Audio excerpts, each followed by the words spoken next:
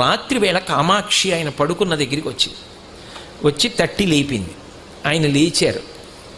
కేశపాశాన్ని తీసి ఇలా చూపించి ముట్టుకో అంది. ఆయన ఇలా ముట్టుకున్నారు. జిగురుగా ఉంది.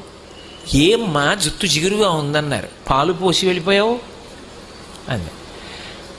అమ్మా నీ గుడి పునర్నిర్మాణం చేయాలని తాపత్రయపడ్డానమ్మా అన్నారు. ఏమయ్యా గుడి పునర్నిర్మాణం చేయడానికి నువ్వు సంపాదించాలా? నన్ను అడిగితే నేను ఇవ్వను. దానికోసం నా జుట్టు ఇలా వదిలి వెళ్ళిపోయావా? చూడు పాలకంపు ఎంత సువాసనలు రావలసిన జుట్టునది. వెనక్కి వచ్చి అభిషేకం చెయ్యండి.